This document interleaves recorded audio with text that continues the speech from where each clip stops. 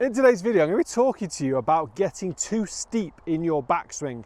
Now, we've just seen an incredible Open Championship win from Ryan Fox. He is a type of player that gets very disconnected early on and gets super steep with that lead arm. Now, I see this a lot with golfers online through my Skillest coaching platform, but I'm often trying to correct it. And now you can tell me the Open champion does this, so why do I need to correct it? And the difference is what Ryan does with the rest of his golf swing, what he does with his downswing, his side bend, what he does with his body to create that manipulation to get out of that position at the top of the swing. Also, his body, he's quite a big fella, okay? He's quite a short, kind of stocky fella. So he's not going to have that kind of great range of maybe external shoulder rotation or getting the lead arm across the chest at the top, unlike someone that's got no chest like me. So everyone swings it differently based on body. So to give you a bit of an idea, if Ryan Fox, when he takes his setup, the arm gets disconnected here and the left arm gets super high there.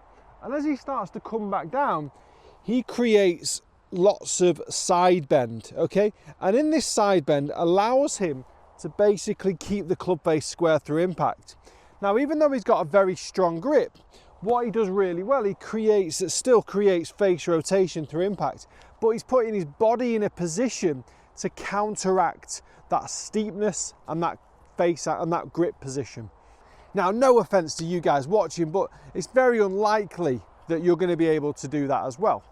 So before I get into how to fix this and what training aids that you can use to do so, if you would like a free 8-week practice plan, all you need to do, head over to my website, andycartergolf.com. You can download it for completely free. I give it to pretty much all of my online students to use for when they go to the range. You can play different games, different challenges. It's a brilliant way to kind of make your practice session a little bit more interesting.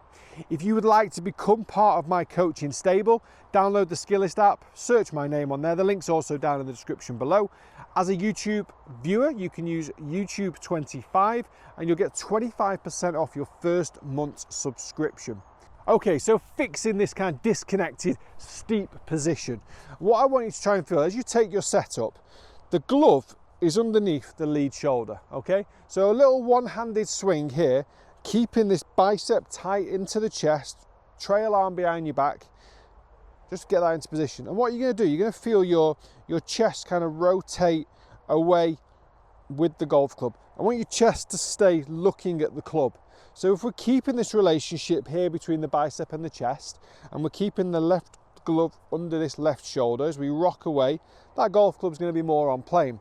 We've also created a nice little rotational position where if we continue it, we can get this lead arm moving towards the trail shoulder. So we can get the lead arm more across the shoulder plane as we get to the top of the backswing. You could even, what I like to see, you see some players on tour do this, just grab your t-shirt or your jumper, just scrunch it up, and just put it under your armpit, okay? Now from there, you're just keeping it in there for initially for that takeaway. Really nice little feel, okay? Just to keep the connection, then you can swing, and obviously then you can hit from there. So before you hit a shot, I think you see this with like I think Rose does this for his putting, doesn't he? Just gets that connection. Gets it in there, my t-shirt's under my armpit, connect, and I got myself into a lovely position with a lovely golf shot. The next feeling, which is really important, is wrist angles. If you can get the wrist angles correct, then you're more likely to rotate around that momentum. So what I want you to do is, as you're making this takeaway, just get this golf club here. So see the shaft angle is approximately 45 degrees, okay? As a result, my trail arm is just bent into my rib cage. This position now, again, I'm more likely to be able to turn and create a more on-plane swing. So what you're seeing here is the golf swing starts as soon as that golf club moves away from the ball. The positioning starts. The top of the backswing is directly influenced by this very first motion away from the ball, okay? So you take your setup, scrunch your t-shirt into your lead armpit, hinge to 45 degrees, continue your turn, and I want you to hit down from there. Now, one training aid that is it's just doing the rounds, it's everywhere at the moment, and you know what, in a weird way, I feel like they've almost over-marketed this, where it almost doesn't become believable, because everyone's kind of raving about it, and maybe they're raving about it for all the right reasons, and I certainly am, because I get loads of my students to buy this because it is amazing, and I use it for my own game because I actually get a little bit steep in the lead arm at the top of the backswing. It's a TRS slider. Pop it in there. So what I can do from here is, or what this won't let me do from here, I should say, is get disconnected. Well, I get a little bit disconnected, but I certainly can't get that left arm upwards. It won't let me, okay?